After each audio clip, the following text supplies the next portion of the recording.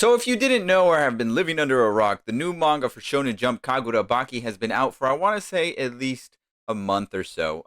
3 chapters have been out. I have read them all. I gave my initial thoughts on the first chapter when it after it came out because the hype for this manga was a little bit unreal. The conversations for this manga were also a little bit unreal, and the memes for this manga were also unreal. But if you want to check that out, I'll link that video at the end of this one. Today, I'm going to be talking about overall the manga now that we have it for a month or so and where it kind of sits as we have read the 3 chapters. Yo, I know you were watching the video before. Don't worry, you're going to get back to that video. This is a quick intermission. I just want to let you guys know that my independent series, that's right, my series, Next Gen, is out. If you would like to read it, I would gladly appreciate you. You are the my number one fan. I can't believe it. Look at you. Look at you. All you got to do is go to enterhybrid.com. I'll put it, the link is down below or it's on the screen. Either or, you got no other way to it. Head to enterhybrid.com. Start reading Next Gen. It's cheap. In fact, I think the prelude might be free. I don't know. Maybe it's not. Maybe there's only one way to find out by you clicking the link. So, again, it's a series that I worked on. It's a series that it's my baby, basically. And getting any support for it would be absolutely astronomically a huge dub. So, yeah, head to enterhybrid.com, help your boy out. And with that being said, okay, go back to your other video. So, like I said in the video where I talked about the first chapter was actually pretty solid. It wasn't anything mind blowing, anything groundbreaking for the shonen genre of manga, but it was entertaining and it was a good start, and it did a lot of things that made me hopeful for the series. Now, going on to reading chapter 2 of the manga, that's where you get a little bit more flesh out within the story. Because in the first chapter, it's mainly just showing you Chihiro, the main character, and what he can do. But the second chapter is really expanding on the idea of the sorcerers and father giving confirmation that yes, his father was murdered. His father was murdered by a sorcerer specifically for that is basically a gang that is using their, I guess, powers for, well, not good, for evil, basically. And Chihiro wants to take them down, obviously, because the revenge story is there for him and his father. And he wielded a sword that was enchanted by his father. But speaking of enchanted swords, we get the revelation in chapter 2 of these enchanted swords, what exactly his father was doing, and what exactly his father created. Those creations being 7 enchanted swords, 7 swords that Chihiro wants back. So it's not just a story of, okay, I'm going to get revenge for my father and that's it, but it's also his father's legacy is within those 7 swords, and Chihiro wants them back because he believes right now they're in the hands of the wrong person. They're in the hands of the wrong, they will fall under the hands of continuously wrong people if they're out to be used to just straight up murder and not for protection purposes, which is something that I mentioned because it's something that's a big theme in Kagurabaki, because we get a backstory, flashback, if you will, of Chihiro and his father explaining the responsibilities of being a swordsmith, of letting go of swords,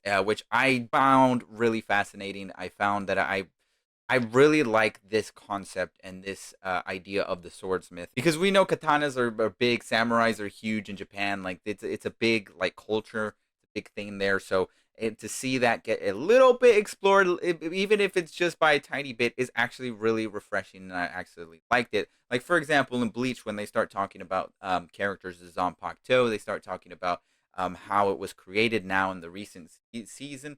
It's interesting. It brings a lot more weight to these weapons, to these objects that are wielded by these people, and depending on who the people are, dictate on how these katanas are as well. So I like that little detail of showing that responsibility of like letting Chihiro know, are you willing to take that and bear that responsibility of handing somebody a sword that you created and trusting them with that sword. It is a huge responsibility because you never know, and so you have to choose wisely. Who are you going to give this sword to? Do you trust that this person's not going to commit any heinous crimes? Do you trust that this person's going to take care of your sword? Do you trust that this person is the list goes on and on. And then Chihiro's father's 7 enchanted swords that his father showed him got stolen by these sorcerers, which clearly shows how powerful the enchantments on these katanas were from his father and the technique that his father had that won a freaking goddamn war. I mean, must be some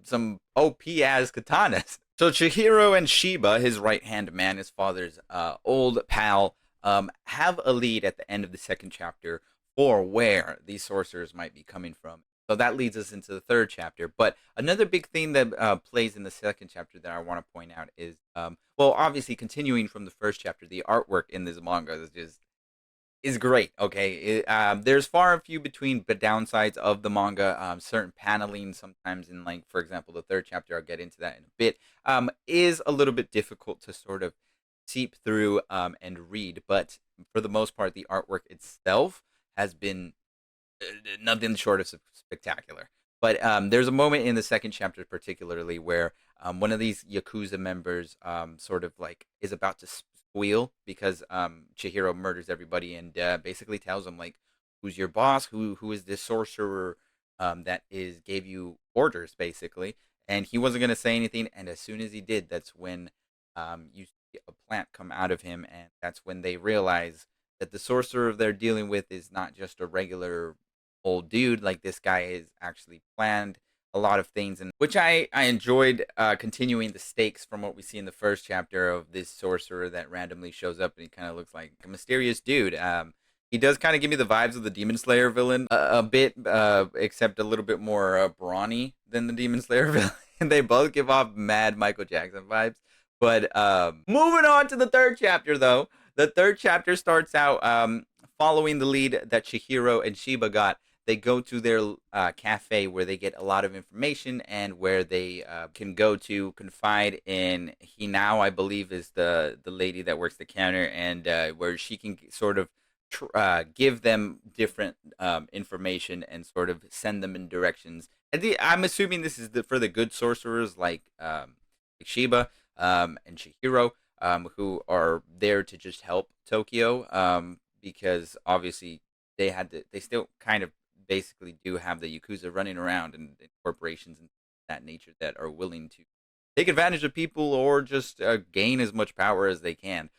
So Shiba goes there because they got the lead from somebody who visited that cafe, and it turns out that somebody was a little girl.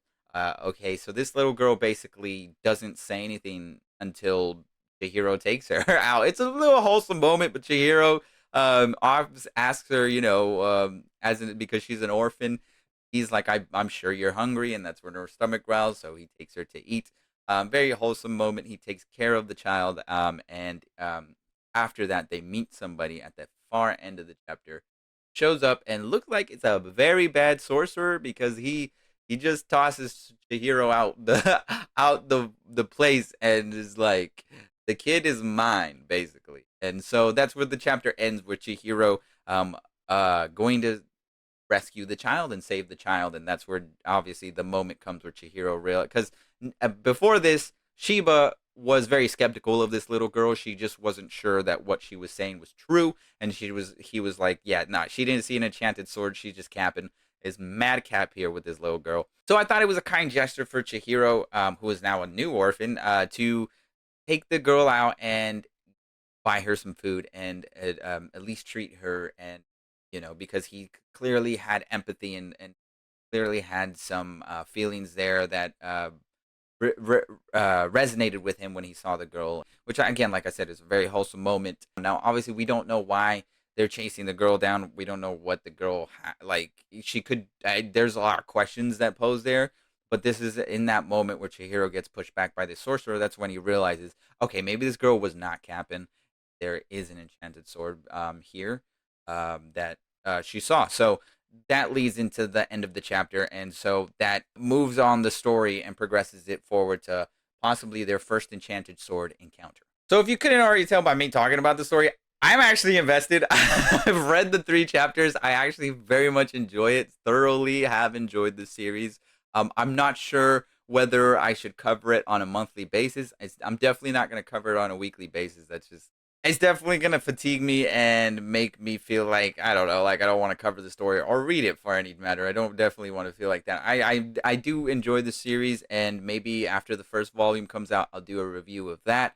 If you guys would like monthly reviews like this video, specifically talking about the 3 chapters that came out within that month, I could do that as well. The first Kagurabaki video I did actually did numbers on here, so I guess I'll see what this video does after it's published. I mean, at this very moment, I'll know. But yeah, so I will make that decision as well. But so far, I did want to cover the first 3 chapters.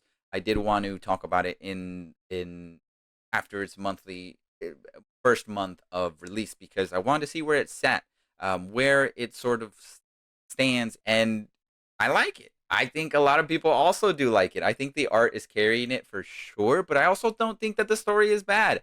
Is it like a conventional story? It's a revenge story, yes. But I do like the subplot of the 7 enchanted swords because that means now it's not just like a revenge story. Okay, he's gonna go fight, but these bosses have these enchanted swords that Chihiro's also after. So it's not just his father, but it's his father's legacy within those swords, and also Chihiro's job to make sure that those swords get put back in their place and only get given to people that are truly worthy of them. And I like that. I like the subplot there. I like that there's new characters now. The world is building, like the cafe that we see with the new character and the little girl and this new everything is sort of leading down this path of the world opening it up, and I'm here for it. I'm here for it. So you guys let me know if you guys think the same thing, if you guys are in the same boat as me. How many of you guys are enjoying Kagurabaki as much as I am? How many of you guys are not enjoying Kagurabaki? Maybe kind of feel like it is too conventional. It is sort of like something we have seen already before.